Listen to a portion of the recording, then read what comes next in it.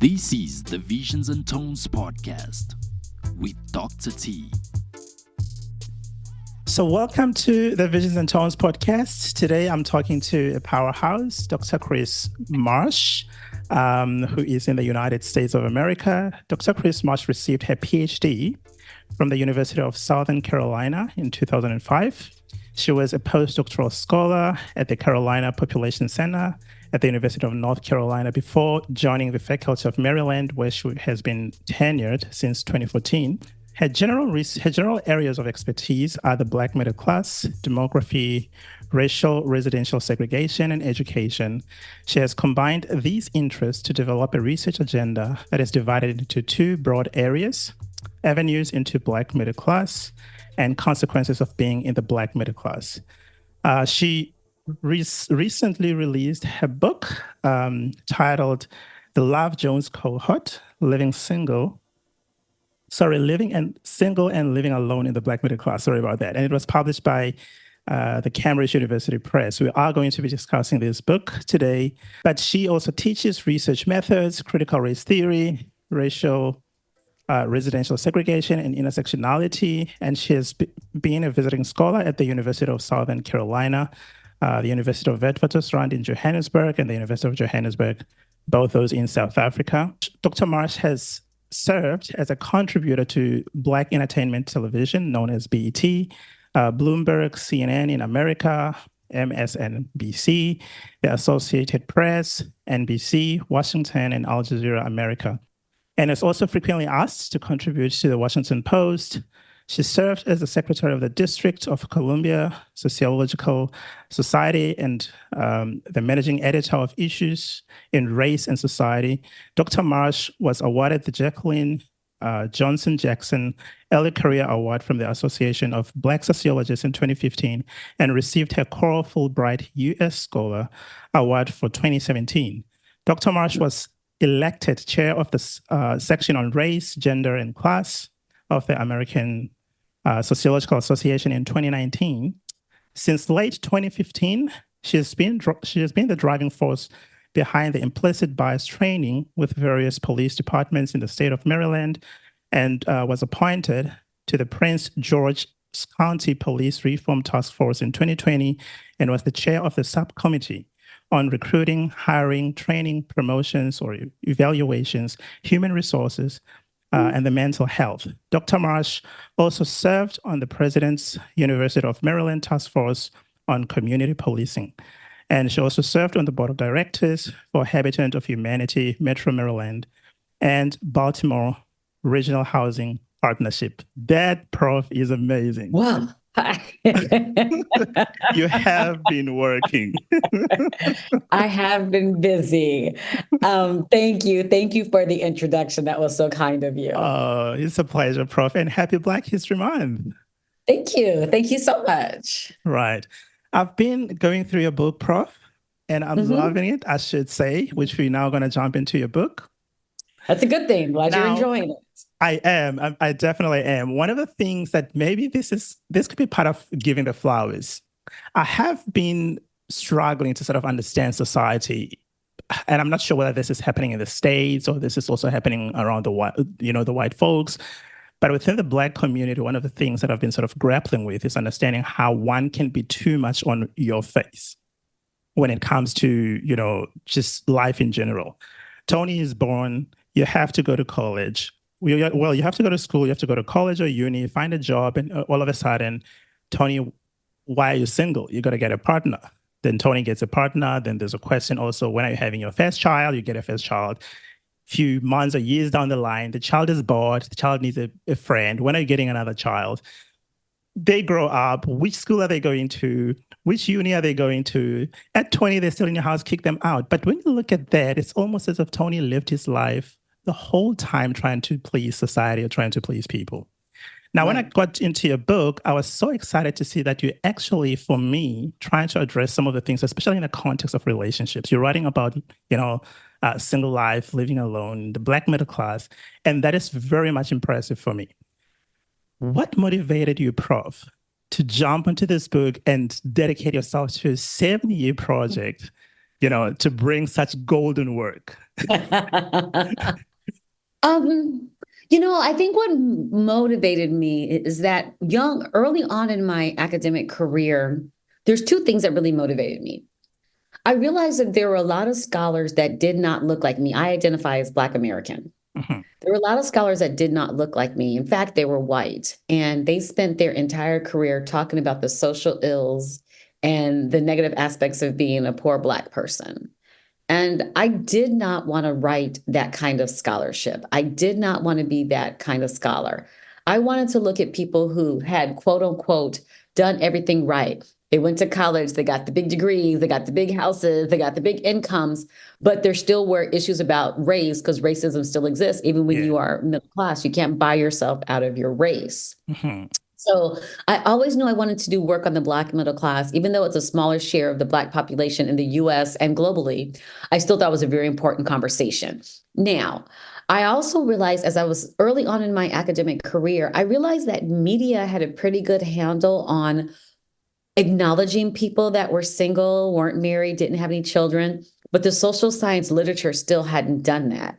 Right. And because the social science literature still hadn't done that, I was like, well, now it's time for me to make a contribution to the literature and make sure that we do talk about these people that are single and living alone. And they're just as important as people that are married. Right.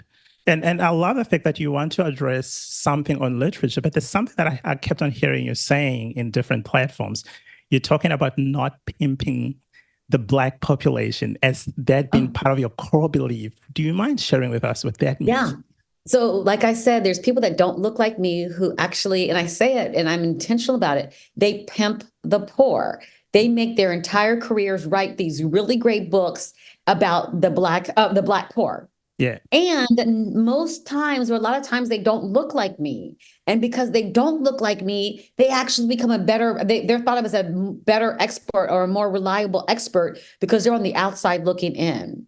Right. I'm a part of this group. I want to do thoughtful work with this group. I want to be sensitive to this group. So I am very emphatic about making sure that I do work that is thoughtful, considerate, and it's not as an outsider looking in. That's really important to me. So I will not pimp the poor. I have not, and I will not, because I don't want to make my academic career that way. Mm-hmm. I don't.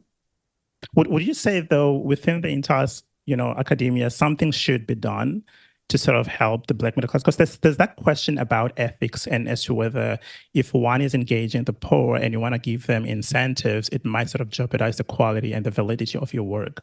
Is there a way around that? Yes. So I think that it's twofold, right? So some people are just trying to make their careers, and you can write a lot of articles and books about poor Black Americans and poor Blacks globally. Yeah. But what are you doing with the research? Is it simply to pad your CV or your resume, or are you doing thoughtful research that can then speak back to the community and you bring that information and that data back to the community and you have interventions and stuff like that? Or is it simply just to get another line on your resume? And I would argue that for some scholars, when you're not really connected to the community, it really is just to get another line on your resume. Right. And that's not the kind of scholarship that I want to do. All right. That's amazing, Prof. The book, the title, The Love Jones Cohort, I was thinking, who exactly would you say was your target audience? Now, here is Tony, who is not American. I'm South African living in Australia. I've got no clue in terms of who the Love Jones cohorts are. I had to sort of do a little bit of a search. But what really grabbed my attention was single and living alone in the Black middle class. So who do you say your target audience was? And also, can Prof maybe share a little bit who the Love Jones cohorts are so that those who are outside of the States can have a better understanding? Right. So my target audience is everybody. Right. You don't have to be American. You don't have to be middle class, and you don't have to be single. Here's what's interesting about the title single. All of us have held the title single at one point in time. Mm-hmm. Yes. I may not know what it's like to be South African. You may not know what it's like to be American. Yeah. I may not know what it's like to be a man, and you may not know what it's like to be a woman. A white person may not know what it's like to be white, and a Black person may not know what it's like to be a white person. Yeah. But we have all held the title of single. So everybody should read the book, because even if you're not single now and you're married, you can think about how you navigated your single life and or how to navigate your single friends. Yeah. If you're returning back to singlehood, you want to read because you were married, but now you're divorced, widowed, or separated. You want to read the book because you know that you're not alone. There's other people that are out here that are single. If you're Black, you want to read the book. If you're white, you want to read the book. I insert myself in the conversation at singlehood at the Black on-ramp, but there's a singlehood is happening across the globe, and it's not just exclusive to Black Americans or Blacks globally. So everybody really should read the book and glean something from it. Because I think it's important to understand once you get married, you're still an individual. Yeah. Yeah, you're married, but you still are an individual. And it's important to kind of think like, how are individuals thinking through like some of these life decisions? It's just a great book for everybody. You don't have to be Black, middle class, or single, or in America. But do you have any age group? I don't have an age group per se. In the book, I interviewed people that were 25 to 64, I believe. Yeah. Now, I appreciate that age range. One, because what I've heard from a lot of younger students say to me, like undergraduate students, they're like, Dr. Marsh, thank you. You have given us a different narrative as opposed to get married, get a degree, buy a house, have a husband. You've given us a different conversation, and they appreciate that. Older folks are like, thank you. I now know how to like think about aging and making some later life decisions. And the book was helpful. So the book can really help anybody along the way. Right. Now, like I said earlier on, 7 years is quite a great number of years. I'm not sure whether that's actually precisely 7 years or I'm old-fashioned a little bit. Yeah. Yes. No, that's 7 years. So that's quite a whole lot of years. And part of the sample that you had was about 70 plus, but you ended up with 62, if I'm not mistaken. What I like is the fact that you also included men in the conversation. How did men come about to be part of the study, Prof? So we recruited for people I live in the Washington, D.C. area. So we recruited people in this area, and having recruited people in this area, we recruited, we had more women than men. We did. I think it was 73. I think we had 73 women out of the 62 people that we interviewed. So they dominated the categories. That means we had a little under 20 men. Mm-hmm. But I thought it was important to have the conversation for both men and women because there are men that are single. People think that this is just a Black woman phenomenon, and it's not. Right. There are men that are in the category. So I didn't want to lose the voice of the men. I have thought about writing a trade book, and I could just write a book about women, but for right now, I have men in the book, and I'm glad that I did, because there were like some subtle gender differences that came up. For the people that did want to be partnered or married, the men were just of the mindset that it would eventually happen, and the women were hopeful that it would happen. Mm-hmm. Had I have not included men in the conversation, I wouldn't have been able to have that conversation. But luckily, I included men so I could have that conversation. Right. And so I'm really happy that I included men. Yeah. And what I like also in terms of the findings is that you address something about singlehood not being sort of put next to or parallel to promiscuity. Right. Right. Can Prof speak to us about it? Because I'm thinking, I'm pretty sure you might have gotten a bit of a pushback as to how possible is that.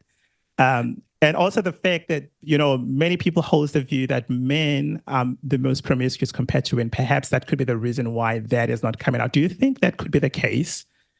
Right. So, it's really interesting because I wrote of the book and I actually had 75 respondents, but I had to exclude several people because, we'll be 45 minutes, an hour and a half into the interview, and people would say, oh, well, I was married, but my ex-husband is considered dead to me, so I'm considered never married. I was like, no. So that doesn't work like that. So no. But I really wanted people who had never been married. Yeah. Versus ever married, returning back to singlehood. So so people who were divorced, widowed, separated do not show up in my data set. I really wanted to focus on those that were only married, those that had never been married. So there was one person, and another person said something about their children. And they said, well, I have children, but I'm not going to, because estate planning is a big part of the book. Yeah, yeah. And, we're not going to leave I'm not going to leave anything to my children, so I don't have to worry about where I'm going to leave my assets. And I was like, but you have the option to decide where are you going to leave your assets? I was like, that's a very different kind of conversation. But wait, what was the question you were asking? Were you asking me about never married? What were you asking me? I forgot now. I don't remember. I guess I was asking whether the idea of promiscuity not sort of That's being what I was used talking parallel about. to, yeah. Right. So I had 75 people. I had to drop down to 62. And of those 62 people, I think sex came up twice in a tangential kind of way. It was just kind of like in passing. Mhm. So I actually called one of my colleagues who does work on this scholarship in this area. And I was like, should I even mention that sex didn't come up? Mhm. And I grapple with that because to mention that sex didn't come up suggests that sex should have come up with singles. Right. To not mention it, people would have said, "Oh, you just didn't even talk about sex." I'm like, "No, it didn't come up." So I actually don't remember, but I believe I put it in a footnote and I said that it kind of only came up twice. But Yeah. that's really important to me because people automatically assume because you're single that you're being promiscuous and you're having a lot of like just out here having free sex. And that just does not show up in my data. And Mhm. people are so emphatic that the two must be related that they're like, well, maybe you didn't ask the right questions. Maybe they didn't feel comfortable talking to you. So you're challenging the methodology as Mhm. opposed to challenging yourself and your thinking Mhm. and the assumptions that you automatically make. You want to Mhm. challenge me as a scholar. Okay. But at the end of the day, sex just really didn't come up. It wasn't a central thing that showed. It just didn't come up in conversation. Right, right. Yeah, I mean, for me, I got that bit of a challenge as opposed to sort of having to challenge you, Prof, because I was thinking, well, there's so much sexual liberation today in the world, right? We're not just talking about promiscuity in that sense, but the modern times is showing us people using different sex toys, dildos, whatever, flashlights, and so on and so forth. Um, um, I was sort of thinking more as to whether those things are ever going to come out in the book and not. But when I didn't see them, I was like, okay, this is actually really interesting. And I mean, as a researcher, sometimes I'm like, this is part of the work where we also have to open ourselves to be, shocked a little bit about the work that we Right. do, then sort of driving our work to go in a direction that will be pleasing people. And Right. so I love that. I love that about your work, Prof. Yes. Yeah. So didn't it sort of wasn't it more of a shocker for you when you found that actually people are not really interested in talking about sex per se, but they can talk about it, just their living experiences. I'm not sure that it was much of a shock to me. Right. People have asked me since the book has come out, like, what was like something that really just shocked me Right. and caught me off guard. And I think that the sex wasn't one of them. I think one thing that kind of caught me off guard is like we're in 2013 or 2015 when I wrote the book. All right. And what did I think kind of caught me a little bit off guard is that men still kind of talked about how they were concerned about having like really close, intimate relationship with other men because they're afraid that they could have been thought of as being gay Yeah. or thought of as being soft. And I was like, are we still doing this in 2020, Yeah. 2015 or 2023 by the time the book comes out? And so I think that was like, really? So the women talked about their romantic, non-romantic, nurturing relationship and how beneficial that it was to them or they were to them, and it really helped with their single lifestyle. But the men didn't really have that same kind of narrative. And so Mm. I do hope like after reading the book or this book would help to normalize non-romantic nurturing relationship with other men. Right, right. And I love the fact that there's such a great way, Prof, of destigmatizing singlehood. But at the same time, I could not sort of stop thinking about you as a woman writing this book, including men in there, but at the same time, looking at the American politics.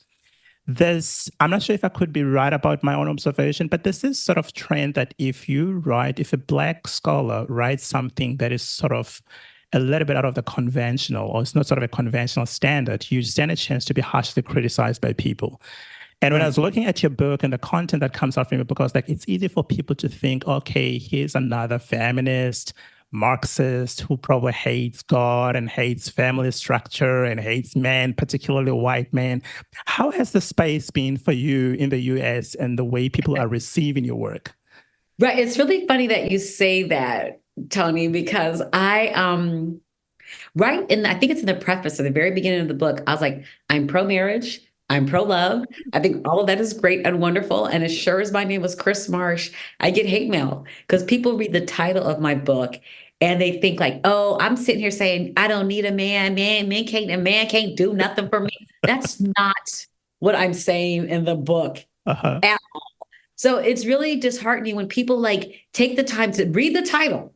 Yeah. And they go to the University of Maryland website, they scroll down to the M's, they scroll over to me, they write me a nasty gram email about how I'm bringing all of Black America down and haven't even taken the time to read the book. If you would have put the same level of energy and effort into writing that email to reading the first paragraph, you would get a sense of where I'm trying to go with the book. True. And one of the things that I say in the book, and I'm very emphatic about this, and I don't care what other scholars say about this, I say that this is the politics of citation. I'm citing Black scholars that talk about Black family. And I know some white scholars probably don't take kindly to that. And I don't care. Mm-hmm. Mm-hmm. Period, full stop. I do not care. There has been so much work out there that's done on us and not by us. In fact, Tony, when I was trying to write the book, I had to scroll to like the fifth, sixth page of resources or sources to find Black scholars that were talking about this because they don't show up in the first 3 or 4 pages. Wow. And I was like, I'm really going to be thoughtful about this. And it was risky. It was a risky decision, but I was willing to take it because if Cambridge decided they weren't going to publish the book, they could have said one of two things. The reviewers could have either said, this is not steeped in the canonical work. In other words, not talking about white people, talking about Black families. Mm-hmm. Or they could say, like, we clearly see what you're trying to do there, Dr. Marsh, and we appreciate it, and we decided to publish it. I'm happy to say that Cambridge said that they clearly saw what I was trying to do, and they decided to publish it. But I was not willing to bend on that. I would have taken my book from Cambridge and would have published it someplace else because that was really important to me. Yeah, I think it's amazing work, Prof. I really commend you for that because I was like, I'm scared to do this in America. There's so much attacks. Every little thing that you do, you're bound to get attacked, and and you're going to be things out of context. Propaganda is also happening in the scholarship where you think, well, it took center space in the media. Right. And you're going to be attacked anyway, no matter what. Right. So it's like, well, at least write the book that you're proud of and you can stand by. Yeah. And I mean, that's one of the challenges that as researchers we sometimes go through. Once we release a book or a paper, we haven't got any power as to how do other people receive it. Right. Right. Yeah. I think the reviews are just starting to come in and the book is doing really, really well. Yeah. One of the things I say in the book, or I demonstrate in the book, I don't do a lot of interracial comparisons either. Because when you do the interracial comparisons in the US, it's always like, comparing Blacks or another racial ethnic group to white. White becomes the referent, white becomes the norm. Yeah. There is enough variation and variability in Black America where I don't ever have to compare them to whites. So I'm really emphatic about that. I did co-author one of the chapters with a student, and we do a little bit of comparison there. But that's just kind of like to make our kind of like say out the argument. And in the very beginning, I also talk about compare Blacks and whites to show that Blacks have been dominating the singlehood. Yeah. Because I kind of indict some of my singlehood scholars. I'm like, why is it that singlehood has a white face or a white gaze? Right. I was like, nope, I'm writing a book that I'm going to give flowers to Black singles, make sure that they are seen. And every single scholar that does work on singlehood, I'm like, well, what about the a nuanced race conversation? Because people come at singlehood very differently. And we can't assume that we all have all of these just like, I'm just going to just take some time off. I don't want to get married. There's another conversation in Black America, like, are there viable options to marry? Right. And I talk about that in the book as well. Yeah. I love the theme about where you sort of discuss structural or financial constraints. Can Prof sort of unpack that for us? Right. So it's what I was just saying. One of the things that I think is really important for us to think about with the singlehood scholarship or think about singlehood in general. We cannot leave the conversation at the individual level and say, like, for example, oh, Kris Marsh or Dr. Marsh, you're single because blah. I'm like, okay. There's an individual conversation, but there's also a structural conversation. And I say it throughout the book, and I really stress this. We have to understand how structural forces constrain our personal choices. Structural forces constrain our personal choices. If I were to say that differently, I would say we have to understand how racism constrains our personal choices.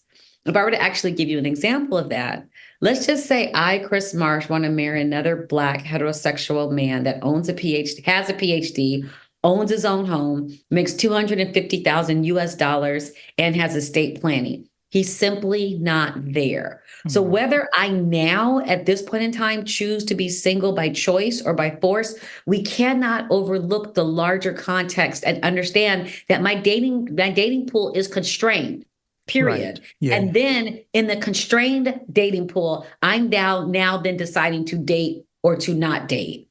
But I think what happens so often is that we look at the individual, like something must be wrong with you. Your standards are too high. You're just angry Black woman, all those kind of tropes. No, there's a structural conversation that needs to be had. And I will not allow that conversation to be overlooked or short-sighted. Like, it's very important to the larger conversation. Right. Just to sort of give a different perspective, Prof, what would your response be to one who would say, but part of literature on cohabitation basically point out that people would rather be together for the sake of, addressing the issues of, financial struggles and so on and so forth? Okay, so one of the things I talk about in the book too is I talk about people that are single and living alone. And I clarify in the book, and I'm doing a presentation earlier today. I'm saying that you're not living with your romantic partner. Right. You could be living in a household with someone else. So in other words, you pooled your resources together and are living, because it's expensive to live in certain places in the US and certain places across the world. Yeah. So it's expensive. So you can pool resources. The only thing is that you're not living with a romantic partner. So I often talk a lot about being married, but it also can be romantically involved. So you can be partners or marriages. As long as you're not in a romantic partnership and you're not in a romantic marriage, then you would show up as single in my data set. And it's funny because one of the respondents in the data set, I think, is engaged. And I was doing a talk in Atlanta, Georgia. And they had asked me, like, well, why are they engaged? And I was like, if just because you're engaged does not mean that it's going to equate to marriage. In fact, I was engaged. Thank God I did not get married. And so people think that they're not in any type of relationship. You can be in a relationship. You're just not in the house with that person. Right. Oh, that's interesting. And you share a little bit of your story about yourself and your sisters living together and all that. Would you say also that part of your story and your sisters also contributed in the motivation of writing the book? I would say, yeah, because I was watching I was watching television, I was watching movies, and I could see this demographic shift in the Black middle class away from married couples to young Black professionals who weren't married and didn't have any children. But I saw it on my street, because when my sisters and I moved into our house or our home, there were two other people that bought houses, and they were single. And I was like, how is it I see this in my everyday life, but it's not showing up in the data? It's just not showing up in the scholarship. So I was like, okay, here's a gap, and I want to try to fill in this gap by bringing this population to the conversation. Right. Prof, can you talk us through your theory? You are using intersectionality, and normally people would think, well, intersectionality is race, class, gender, but you are also including singleism. I'm not sure if that's actually what you coined it. Yes. Can Prof? I didn't coin it. Somebody else did. Oh, really? So it's funny because in its most basic kind of sense, okay? If you talk about, I'm a Black woman, I identify as a Black woman. Yeah. So if you talk about racism, we ignore the sexism that I have to feel. Yeah. If you talk about sexism, we ignore the racism that I have to feel. So I have to deal with. So intersectionality talks about how you can't disconnect one from the other. I'm a Black woman, and you have to understand me and acknowledge me as a Black woman. Given what we know about some of the scholarship and how people that are single have been discriminated against, and how systems are just not made for single people. So we think about race, we think about class, we think about gender. I'm making the argument that you can't disconnect the fact that I'm a single Black woman from the conversation. And that means something very different than a married Black woman. Yeah. Yes. Yeah. So you can't disconnect them. So it's like, I can't choose my race. Don't make me choose my race over my gender. Don't make me choose my gender over my race. Don't make me choose the fact that I'm single. There are multiple identities that are working at the same time. And if you're going to do thoughtful research, you need to study them in that context, study them all at the same time and understand how they shape or don't shape my dating choices and or my dating constraints. And I love how you bring the idea of single in itself to be a family, to be considered as a family. I sure do. So if we use the American definition of family, and I'm thinking of the Census Bureau, that's like the kind of like the gold standard for data in the US.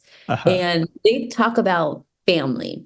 And to be a family, it's someone that you're related to by blood, marriage, or adoption. Yeah. So since I'm single and living alone, I would not show up in the data set as a family. I would show up in the data set as a household, not as a family. Right. And I am arguing that I should be considered a family of one. And I want to go back to the argument that I made earlier. If you believe that structural forces have constrained my personal choices, and I have my dating pool is constrained on who I could even date, and I don't have viable options, quote unquote. And if I don't have viable options, I'm not able to marry, or I've chosen not to marry. But then there's advantages that come with being labeled as a family. So if you buy the argument that my structural forces constrain my personal choices and I now have to be single, and then you don't give me the advantages that a married couple has, highly problematic. And I'll talk about from the US context, and I'm pretty sure it's going to be the same in other contexts as well. So I'm going to give a benign example. Yeah. So we have like family plans for cell phones. So like there's discounted costs for like the more phones you have. It's only me in my house, and I want my discounted price on my one cell phone plan. I want the Marsh family plan for my cell phone. Going on vacation. If I go on vacation, I don't want to pay more as a single occupant versus a double occupant. And oftentimes you have to pay more as a single person. And then the one that I think globally everybody can understand and wrap their mind around is the tax structure. There's a built-in penalty in the tax structure that often advantages married type of households, and it disadvantages people that are single and living alone. So there's a great book by Dorothy Brown. She comes out of the legal tradition, and the name of the book is The Whiteness of Wealth. And Dorothy Brown argues that we should all file our taxes as singles. If we can't all file our taxes as singles, I argue I should be able to file my taxes as the Kris Marsh family and get the discount on my taxes because I am the Kris Marsh family. I do agree. I just need for policymakers to agree so we can change the definition. And it's so funny because one of my colleagues called me. She read the book and for like 2 hours. In fact, I was packing to go to South Africa, and we talked for really 2 hours while I was packing.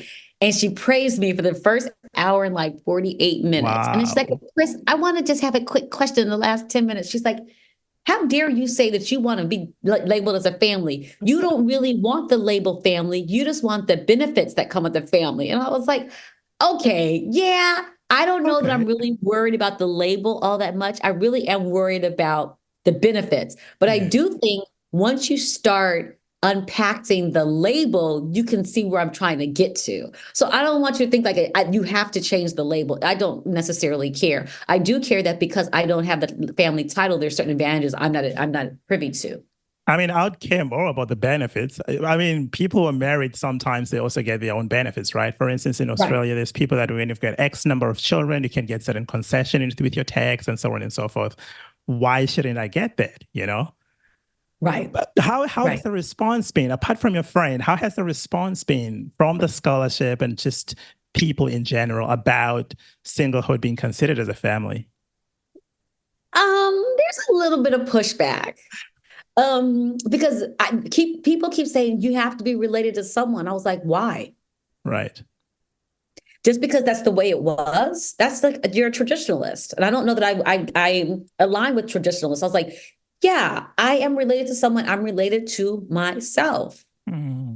So I get a little pushback there. One of the other arguments I make, I say, okay, if you don't buy my argument of a family of one, maybe you'll buy my argument of the augmented family, which is what I was talking about earlier about people who are in non-romantic, nurturing relationships and could live together, couldn't live together. But why can't they be institutionalized as a family? Yeah. Especially if we start, because one of the chapters talks about like estate planning and thinks about how you're going to disseminate your wealth, whatever wealth it may possibly be. If you are single and you're not able, and you are in this kind of non-romantic nurturing relationship, why can't you be institutionalized, legally recognized so that your assets can clearly transfer from you to the next person, as opposed to having to go through all this other stuff? Let's just legalize these kind of these formations and call them a family. Right. In some ways, these relationships might be and are closer in connection and ties than we have with our quote unquote husbands or wives. Yeah. On the point about state planning, Prof, that you sort of speak about, how people direct their belongings if ever anything is to happen. It kind of made me think, especially in the context of South Africa. Now you've got a little bit of understanding of South Africa, and probably heard a lot about the concept of black tax. I was just curious whether does the United States have something like that where perhaps people might say, well, my belongings, I can give them to sort of my relatives or whatever that I feel like they're maybe way lower in terms of, economic status. Right. So we have kind of like these wills and living trusts you can put in to kind of stipulate where you want stuff to go if something were to happen to you. But directly to your point about black tax, I do think that, like, I have a niece or a goddaughter, and so I'm paying, sometimes helping pay with her tuition and so on and so forth. And thinking about the black tax in South Africa, and even thinking about like the extended family in Black America. Why can't I get a tax write-off on some of these? Why can't I have my niece show up as a legal institution and get the benefits of that? We're very narrowly focused of what a family is, but I definitely contribute to my goddaughter financially, emotionally, psychologically, sociologically. So I'm like, why can't I claim her on my taxes? Why can't we have some kind of developed family? And in fact, my goddaughter's father just passed away. So it's just her and her mother. Yeah. Thank you. So why can't we develop a family? Why can't we be a family? Right. I mean that gives the argument more strength, I think, because I could be single, but at least what am I doing with my salary?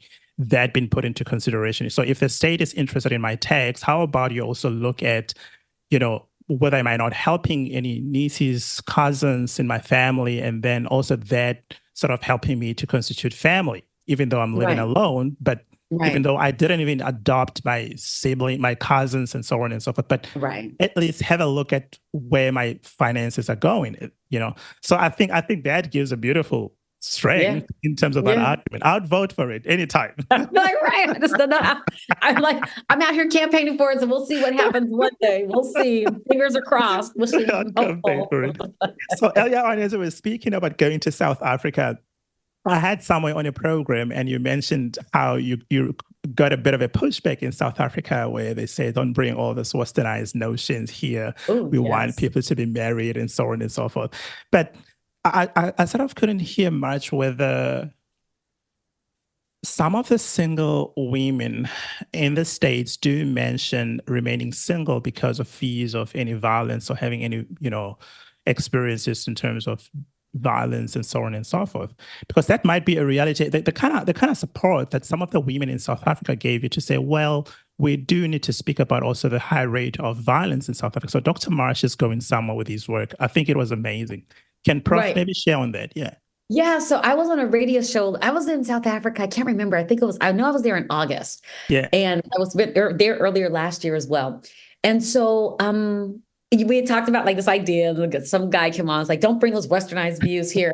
But I appreciate it because like I can engage in like willful ignorance. Like, okay, I'm just talking about what happens in the US. I don't know what happens here. But so many people were like, no, we absolutely need to talk about this because of the high rate of gender-based violence and intimate relationships we need to have this conversation. And across the board, we see high degree of violence in intimate partnerships. So because of that, you have to think about like, well, do I really want to be married? And we also want to be really careful because marriage can be a wonderful thing, but sometimes if you're just trying to get married, sometimes people can exploit you because they see that you want to be married, and you might find yourself in a relationship that's abusive, toxic, unfulfilling, or unrewarding, simply because you don't want to hold the title of single, but the relationship's not good for you and you need not be in it. So I'm also trying to get us to think about like ways to just celebrate our singleness and be happy in our singleness. And if marriage happens, great, but if it doesn't, you're still a whole person. That is true. And what I love about what you said, Prof, I don't know if you saw Lesejo's commentation about your work. It came out somewhere else. I came across Lesejo Planck. Yes. So we did a talk Grace. together at a university. I can't remember where it was now. But University of South Africa should be. Yes. Yeah. Right.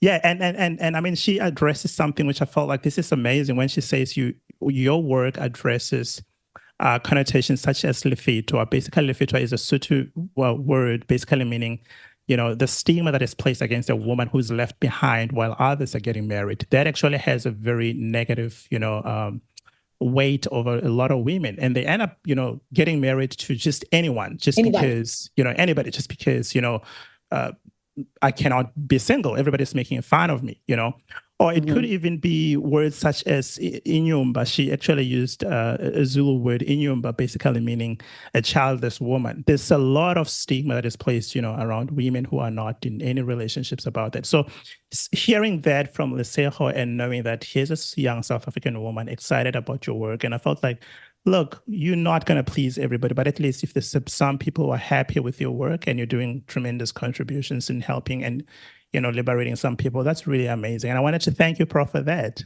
Yes, thank you. And it's really encouraging because I've gotten 2 compliments that I get that I really appreciate. One, people say that they feel seen for the first time in a very long time. They feel seen, and that's important, that they no longer feel invisible. And the other compliment I get is that they learned something. I don't care if you've been a sociologist for 50 years or you've been a sociologist, you don't even know what sociology is. People have said they've learned something in the book. So being a professor and a teacher, it's really impressive that people say that they learned something and they feel seen. We are, Prof. We are. We are learning about cohorts. The reason why you actually wanted the word cohorts to be there. It's a beautiful thing. It's a beautiful thing. Yes. And learning to ask people. I think for me this has been a golden thing. Being able to ask, what do you mean when they say you're single? Because I'm single and I'm living alone. And they're like, why are you single? I'm like, what do you mean? The persistent asking, what do you mean? Or having the chance to ask other married people, why are you married? When you're asking me, why am I single? Right. Yeah. So one of the things I say in the book to the listeners, I say that, I try to give some advice. I'm like, people will often ask you, why are you single? And I say, we should get into a habit of asking married people, why are you married? True. We always ask single people, why are you single? But we don't ask married people, why are you married? We either need to ask everybody or nobody. But if we're only asking single people, it suggests that something's wrong with single people. And that's not necessarily the case. But when people do ask you, why are you married? You can fuss and cuss and go off on them if you want to, but it happens more often than not. And a very benign way to respond to them is to say, well, what do you mean by that? Yeah. And it forces them to think about the question that they're actually asking you. True. If it puts the onus back on the asker. Yes. Yeah. I mean, we can go forever. There's a lot of themes in the book, but at the same time, I don't want to sort of rob people their chance of actually getting the book and reading it. Yes. I've got my copy and I'm loving it, learning quite a whole lot of things. And I want to appreciate you, Prof, for taking the time to write this book. Let me tell you what never gets old. Seeing somebody else hold my book in their hands. That never, ever gets old. Because I'm like, it's almost like, wait, that's my book. Why are you holding my book? I'm like, oh, wait, because it is a book. I went to a coffee shop one day and people walked in with my book and I was like, looking like, is it, did you Do call they my know? purse? Do they know you? It just never gets old. It never gets old. But do they know you? Did they see that it was you? You are the author when they were walking in? Right. So so they were coming to talk to me. I was just like, oh my God. Right. Oh, and they had like all kind of like notes and stuff. And I was like, oh my gosh. I'm like, okay. I mean, like they were ready. I mean, the reception has been wonderful. I mean, people have really enjoyed the book. That's amazing. They will. And listeners of the Visions and Tones podcast, please try by all means to get the book. It's amazing. You'll love it. Prof, I got mine from Amazon. Are there any other platforms where people can get access to the book, especially those who are also outside of the States? I'm not sure about outside the States. I think Amazon might be your best bet. I do know that you can go directly to Cambridge University Press, their website, and buy it there. Just type in the Love Jones Cohort, Cambridge University Press, and you'll find the link there. Depending on where you are in the country and the world, it might take a little longer, but it's well worth the wait. And you might want to try independent Black-owned bookstores, because I do try to support Black as much as I can. I know in the States you can get it, but I'm not sure about like overseas with independent Black bookstores. Oh, amazing. Dr. Kris Marsh, thank you so much, ma'am. It's been lovely having a chat with you. Thank you so much. Thank you for having me. It was lovely to be with you. Thank you. That was Dr. Kris Marsh, listeners of the Visions and Tones podcast. Hope you enjoy this conversation, and I'm very much trusting that you'll try to get the book into your hands. Thank you so much for choosing us. Go ye and be best human beings, best versions of yourselves, and we are out. Cheers. This is the Visions and Tones podcast with Dr. T.